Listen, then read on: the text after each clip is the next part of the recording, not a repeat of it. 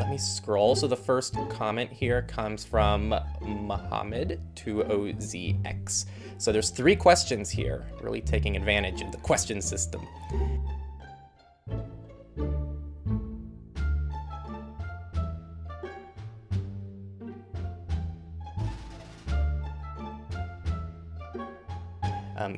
Do you want to read these off? Or I guess I already started, so I'll read this one off. But we can switch off questions from here. Which is the best gaming distros for Linux gamers? This is not a good question for me. Well, I can answer it. Right. Usually, the best one are going to be ones that get frequent updates, because the biggest problem that gamers on Linux have typically are drivers, especially like graphics card drivers, that kind of thing. So when you're using like even a operating system like Ubuntu 22.04, which came out last year, that's going to be severely outdated in terms of like the newest driver capabilities out there.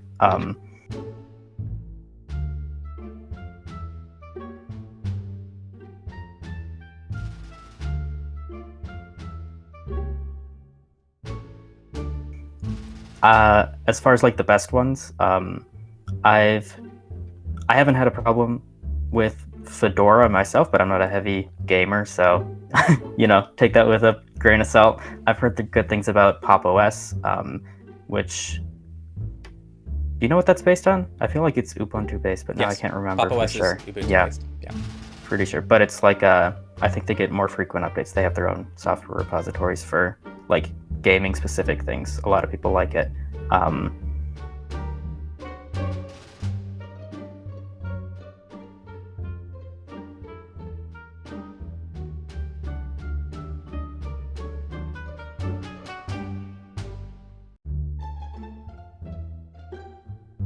But yeah, pretty much anything that gets like the most modern updates available to Linux is going to be good. I know that the Steam Deck is based on Arch, so if you feel comfortable with Arch Linux, that could be an option for you, but of course there's a bit of a difficulty curve there.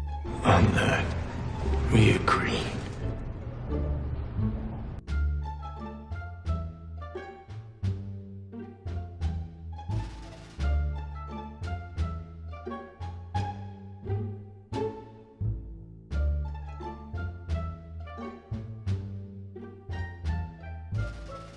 What do you think about like channels that post like negative content about Techlore?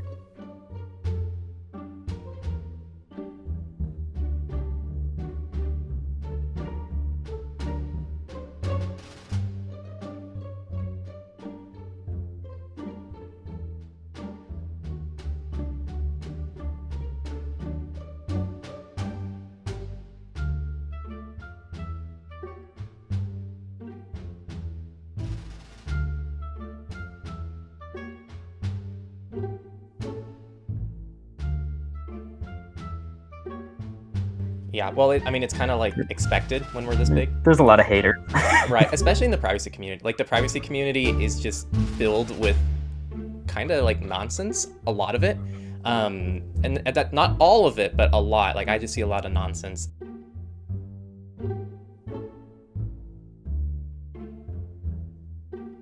We try to honestly ignore most comments, because like a lot of the, not like the good ones, but like a lot of the comments were like, okay, yeah, sure, like we'll respond to like actual criticism, but a lot of things were just like, what? And one of those things is like, why are you promoting this? And it's like, we're not promoting anything, we're covering the news. This is a news show. I'm still gonna always recommend an Apple iDevice over like any Android device to most people in my life. It's just generally gonna be better for privacy and security for them, from what I've done and what I've researched. Doesn't mean I'm promoting anything. Like, I'm still gonna cover the story the same way Nate would have covered that, because like this is clearly an issue with Apple devices. So.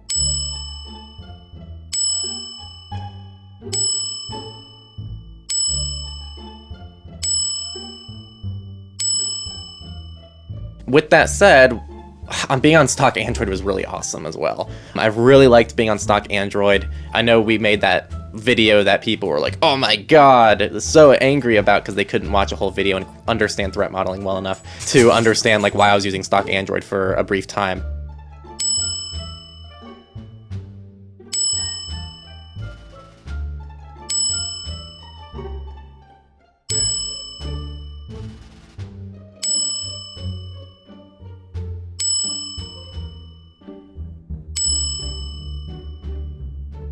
It's funny because I was only on stock Android for like a few weeks before I think lockdown was released. And then I'm like, oh, perfect. This actually resolves like my core issue with like iPhones. And so I've been on an iPhone the last like 3-4 months now. I don't like iOS. I really don't. I'm using it out of like privacy and security reasons that are like specific to me. The other thing too is I'm gonna say something on my end that might be unpopular. If you're on Linux, you're signing yourself up for a more difficult time with really anything you're going to do. And I know the Linux community wants to fight back on that like all day, every day, but I think a lot of things are just more difficult on Linux. You're gonna have less client, you're gonna have less software compatibility with things. Not everything's like that, but a lot of things are. And this is one of those areas. I would really recommend something like a NAS. And that's why I think Linux is kind of like a slippery slope, because now you're on Linux and now it's like, well, I might as well just use Nextcloud or like a NAS or something else that I also own and control. And before you know it, it's like a full-time job to have stuff like this. It's not always like that, but just saying. And what I don't understand is some of these people literally have no lives. Like they dedicate their entire life to just like hating.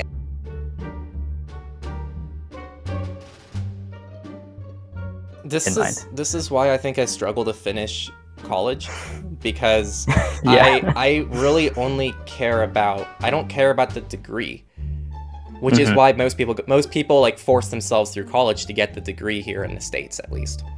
And I could not care less. I don't even care about my grades in my classes. The way I work is I'm here to learn and I want to be around other people that inspire me. And when I don't feel that in the class, I really struggle to actually go to the class and actually take it seriously, because most people have more of that extrinsic motivation of like, well, I still need that degree, blah, blah, blah. But like, I have a business that I'm already passionate about. I already love what I do here at Techlore. Why am I going to be putting time and energy into this other thing for a degree that I don't need to pursue my business?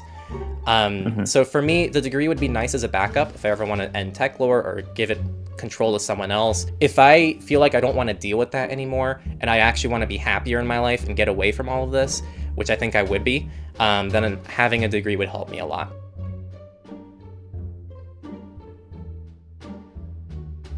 And it's like, what if you just like, if you have a disagreement with how things are done, do it yourself. Like, do it yourself. And do it your own way. If you don't like how we talk about things or how we communicate things or what we recommend, then make your own thing with your own recommendations and why you think you're right. That's a much better use of time, and it's much better for the world.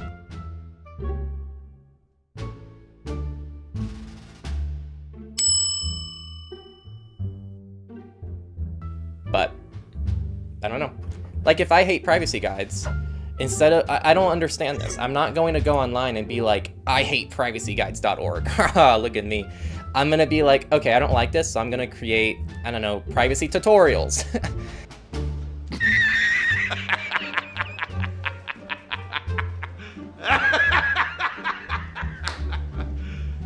You serious?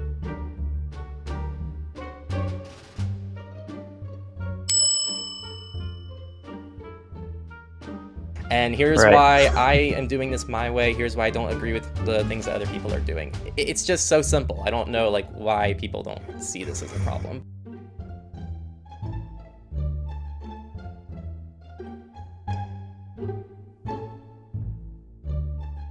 And then the third question here is, what do you think about adding the Arabic language to the forum? That's a good one for you because you manage the forum, so you can probably talk about the issues with that. I'd have to look at the forum. There are a lot of languages, like as far as the interface goes, but I don't think we're interested in like having an Arabic language section at the moment, because the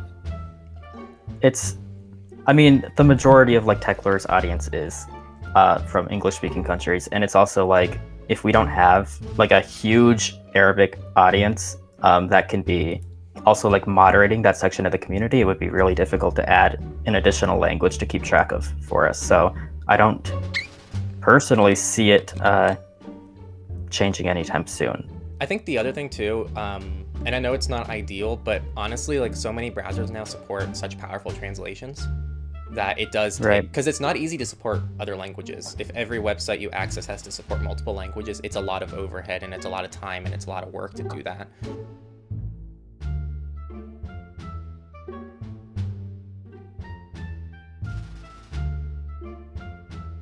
And last but not least, this article says, help people in Iran reconnect to Signal, a request to our community. Signal has brought back their, you can run a Signal proxy thing in order to help users in Iran sidestep government's censorship and communicate. The new oil is running one. If anyone needs it, go ahead and reach out to us directly. The issue I'm running into with this, and the issue that I'm seeing, is that, from what I'm told, Iran has done a complete internet shutdown. It's not just about blocking certain apps, they blocked the entire internet and you cannot communicate outside the country. The way that people can get around that is using things like Tor or Briar for communication. So if you want to help people in Iran, in addition to running a Signal proxy, you can download the Snowflake plugin from Tor. Iranians should be using things like Tor to access the internet, or Bot if they're on Android, or Briar, again, to communicate because the whole internet is shut down. If you know any Iranians who are struggling over this, try to get those tools in their hands. I'm more than happy to help if I can.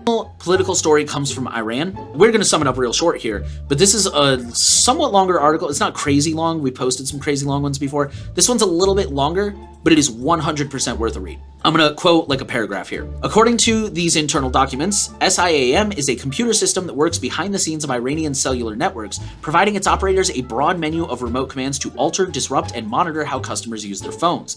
The tools can slow their data connections to a crawl, break the encryption of phone calls, track the movements of individuals or large groups, and produce detailed metadata summaries of who spoke to whom, when, and where. Such a system could help the government invisibly quash the ongoing protests or those of tomorrow, an expert who reviewed the SIAM documents told The Intercept, unquote. This wide backdoor access, basically, is made possible in part by regulations requiring telecoms to give the Communications Regulator Authority, quote, direct access to their systems to query customer information and change their services, unquote. So all this whole article, all this information allegedly comes from a massive cache of documents that was hacked from Iranian cell carrier Ariantel, including emails and documents between employees, contractors, and government personnel. Like I said, the article goes in to really dig in deeper to this stuff. For example, they mentioned how they can break encryption on phone calls.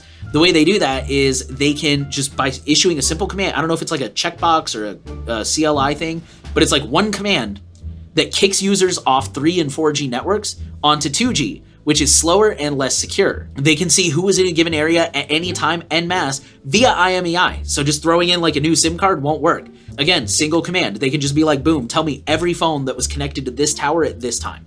They can also access data. When they do that, tell me every phone, they can, again, I don't know if they click on it or what, but they can pick a single phone and they can get data who the father's name is, birth certificate number, nationality, address, employer, billing info, location history, and Wi-Fi networks and IP addresses that were historically used. Yeah, so again, this is not a crazy long article, but it's probably going to take you, I don't know, 10, 15, 20 minutes to read, depending on how fast you read. But I highly encourage you to make the time for it because they really go into detail and it's pretty wild stuff.